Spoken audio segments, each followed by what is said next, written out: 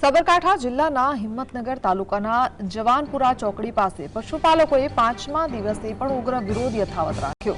National highway number 48 પર પશુપાલકોએ 2 દૂધના ટેન્કરો રોકીને તેમના વાલ્વ ખોલી દીધા, જેના કારણે લાખો લીટર દૂધ રસ્તા પર ઢોળાઈ ગયું। આ ઘટના પોલીસની ઉપસ્થિતિમાં બની હોવાનું જાણવા મળ્યું છે। સંવાદદાતા જુગનુ જોડાયા છે। જી, જણાવો, શું છે જાણકારી?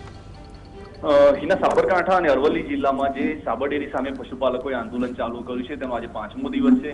સાબરડેરીએ દૂધનો ભાવફેર ગત વર્ષની તુલનાએ આપવાનું નક્કી કર્યું હોવા છતાં પશુપાલકો હવે જે 72 લોકોને જેલમાં પૂરવામાં આવે છે તે લોકો સામેની પોલીસ ફરિયાદ પરત ખેંચવામાં આવી અને તે લોકોને છોડવામાં આવે તેવી માંગ કરી રહ્યા છે અને જ્યાં સુધી આનું નિરાકરણ નહીં આવે ત્યાં સુધી સાબરડેરી સુધી દૂધ પહોંચવા ન દેવાનો મક્કમ નિર્ધાર કર્યો છે।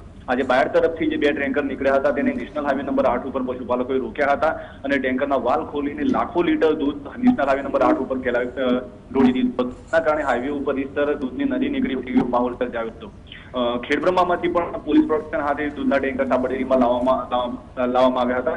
અત્યારે હાલમાં સાબરડેરીની હાલત એવી છે કે પોલીસ પ્રોટેક્શન વગર ટેન્કર નીકળી શકતા નથી અને જે રાજેન્દ્રનગર ચોકડી ઉપર જે ટેન્કર બે ટેન્કર રોકીને દૂધ કાઢવામાં આવ્યું તેની એ વિડીયોની અંદર જ પોલીસ ત્યાં હોવાનું સ્પષ્ટ દેખાઈ રહ્યું છે।